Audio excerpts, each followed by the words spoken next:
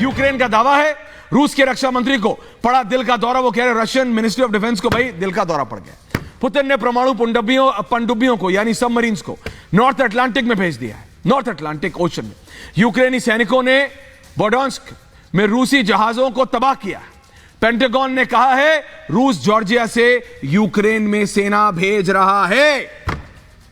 यह हुआ है पिछले 48 घंटों में, इसलिए आपको बता रहा हूं ताकि आपको पता रहता रहे। यूक्रेन पर रूस के हमले का लगभग 1 महीना बीत चुका है, 1 महीना 30 दिन से ऊपर, लेकिन अब तक जंग जारी है और इसका कोई नतीजा नहीं निकला है। और ना मुझे लगता है आज के बाद, क्योंकि जब दिमाग खुला है सबका, तो मेरे को तो मैं आपको बता रहा हूं ये क्लियर हो गया है, ये लोग चाहते नहीं समाप्त हो। हालांकि यूक्रेन में स्थिति बिगड़ती जा रही है, लेकिन राष्ट्रपति व्लादिमीर ज़ेलेंस्की हथियार डालने को तैयार नहीं। हथियार नहीं डालो तो भैया बीच का सॉल्यूशन तो निकालो। इस बीच पश्चिमी देशों को धमकाने के बाद रूस के राष्ट्रपति व्लादिमीर पुतिन ने उत्तर अटलांटिक यानी नॉर्थ अटलांटिक महासागर में अपनी परमाणु न्यूक्लियर केपेबल सबमरीन उतार दी है। इसी की बस कमी थी। रशिया कहां है? वो येलो में रशिया है और नॉर्थ अटलांटिक ओशन वहां है जहां वो चक्कर घूम रहा है गोल गोल गोल गोल। दर्शकों को समझ आ रहा है? ये यहां पे आपको ये दिख रहा है ना पीला, ये है रूस। तो यहां से आया घूम के यहां, ये नॉर्थ अटलांटिक और वापस गया और वापस गया और वापस गया। लेकिन आना अपने आप में सर डेलिब्रेट अटेम्प्ट किया गया और ये अकेला नहीं था। और फिर मैं आ रहा हूं सर आप ही के साथ इसी ग्राफिक में और जनरल दयाल के साथ। इससे पहले फ्रांस ने अपनी न्यूक्लियर केपेबल पनडुब्बी को यानी सबमरीन को नॉर्थ अटलांटिक महासागर में उतार दिया था। फ्रांस की सेना ने 30 साल बाद, 30 इयर्स के बाद, समझिए कितनी बड़ी दिक्कत है, 30 साल बाद, 30 दशक बाद पहली बार अपनी 3 न्यूक्लियर केपेबल मिसाइल से लैस पनडुब्बियों को समुद्र में तैनात किया है। इससे पहले व्लादिमीर पुतिन ने अपनी परमाणु सेना को अलर्ट कर दिया था, पता है आपको, और नाटो देशों को चेतावनी दी थी 1 या 2 बार, 3 बार। कर्नल सिंह जरा इन दोनों ग्राफिक के साथ कर्नल सिंह जी। सबसे बड़ी बात आप देखिए, जब रशिया अपनी पनडुब्बी भेजता है और उसे वापस लाता है, आपको क्या लग रहा है अगर न्यूक्लियर टिप्ड कोई भी पनडुब्बी है तो वो डिस्कवर नहीं होती? वो डिस्कवर जरूर होती है। जैसे अभी हम बात कर रहे हैं कि फ्रांस ने किया, फ्रांस ने पिछले 30 साल नहीं किया ना, जैसे ही किया पता चला। ये हो क्या रहा है? ये हो इस समय रहा है एक दूसरे को काबिलियत दिखाने की, इच्छा शक्ति दिखाने की, कि अगर मेरे पास ये वेपन है, मैं आपके इलाके, आपके घर से 200 किलोमीटर दूर, 300 किलोमीटर दूर आकर वापस जा सकता हूं, तो मैं इसे इस्तेमाल भी कर सकता हूं।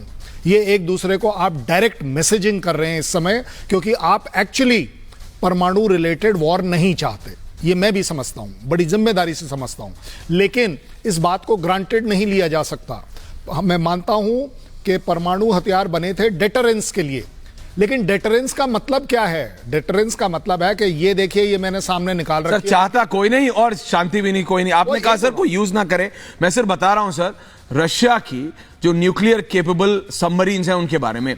रशिया ने कई सबमरीन्स को, कई पनडुब्बियों को समुद्र में इस समय उतारा हुआ है। अटलांटिक महासागर में रूसी परमाणु पनडुब्बियां तैनात हैं, इसमें कोई डाउट नहीं। 16 बैलिस्टिक मिसाइलों को ले जाने में सक्षम है ये। रशिया के पास दुनिया की सबसे खतरनाक न्यूक्लियर केपेबल सबमरीन्स बताई जाती है, जिसकी मारक क्षमता 10,000 किलोमीटर तक है। नाटो की धमकी के बाद पुतिन ने उतारी हैं पनडुब्बियां। वहीं परमाणु हथियारों में नंबर 1 6,300 परमाणु हथियारों में है, नंबर 2 5,800। ये आप समझ रहे हैं? ये सारी चीजें हैं जो हमें समझना होगा कि आखिरकार हो क्या रहा है। पूरी दुनिया में अलग अलग जगह नाटो और रूस के बीच में ये जो वर्ल्ड वॉर का इन्होंने एक हिसाब बना दिया है। ये मैं इसलिए बता रहा हूं sir, numbers and general Dayal and colonel साहब, मैं चाहता हूं जरा जनरल दयाल को भी ले आएंगे इसमें। बाइडेन अमेरिका के पास है, मैंने पहले भी बताया 5,800 सर, 5,800, और उनके पास 6,300 परमाणु हथियार है। ये है पुतिन, और ये इनके पास, वहां फ्रांस के पास 290 है, बोरिस जॉनसन के पास 225 है। ये मैं इसलिए बता रहा हूं कि यूरोप जो आंख मूंद के चल रहा है जो बाइडेन के पीछे, उसको सोचना चाहिए, बोरिस जॉनसन को सोचना चाहिए कि आप किससे लड़ रहे हैं, किस लिए आप लड़ना चाहते हैं। यहां हथियार रिजर्व में भी रखे हुए हैं। आप चलाते रहिए ग्राफिक, आप चलाते रहिए ग्राफिक। ये जो हथियार इतने मौजूद हैं, ये आए हैं मतलब इमैनुअल मैक्रोन, इनकी सर वो एक तस्वीर हुई थी बड़ी पॉपुलर कि उन्होंने व्लादिमीर पुतिन से बात की थी और सर पकड़ के बैठे हुए थे। तो ये सर असलियत बताता है कर्नल साहब कि आखिरकार पुतिन को अगर भड़काओगे तो फिर निपटाओगे कैसे? देसी भाषा में मैं कह रहा हूं कर्नल साहब, नहीं देखिए, निपटाएंगे कैसे? सबसे बड़ी बात ये जो फिगर्स हैं 6000, 5000, 290, आपको क्या लग रहा है कि ये पहले दिन इस्तेमाल होंगी? किसी के पास अगर एक भी है, हो गया सर, तो हो गया, बात तो खत्म है, उसने तो शुरू कर लिया, उसके पास जो है वो निकाल। देखिए 290 नंबर वाली जो मिसाइल है वो कभी नहीं चलेगी, चलनी भी नहीं चाहिए, भगवान करे, मैं तो ये कहूंगा। लेकिन सबसे बड़ी बात यह है कि आप एक तरीके का स्केयर क्रिएट करते हैं कि हमारे पास इतनी है। चल, आपको क्या लग रहा है कि पुतिन जो है 5000 इस्तेमाल करेगा पहले, उसके बाद ही 6800 वाली इस्तेमाल होंगी, 300 इस्तेमाल होंगी? देखिए, जब हम बात करते हैं डेटरेंस की, वो डेटरेंस इसी बात का होता है, आपके पास ज्यादा है, मेरे पास कम है, मेरे पास उससे कम है, मेरे पास और कम है। आपको क्या लग रहा है हमें पाकिस्तान से क्यों प्रॉब्लम होनी चाहिए? उसके पास तो बहुत कम है, 100-150, क्या बड़ी बात है? लेकिन नहीं, हमें मालूम है कि ये वो कंट्री है जो इस्तेमाल करने में झिझकेगा नहीं। रूस इस समय दिखा रहा है पूरी दुनिया को कि देखिए, मैं अपनी पनडुब्बी उतार सकता हूं, घुमाकर वापस ला सकता हूं। अगर आपके नेटो के चीफ मुझे डराने की कोशिश करेंगे तो मैंने सुन जरूर लिया, लेकिन मैंने आपको दोनों आप दिखा दिया।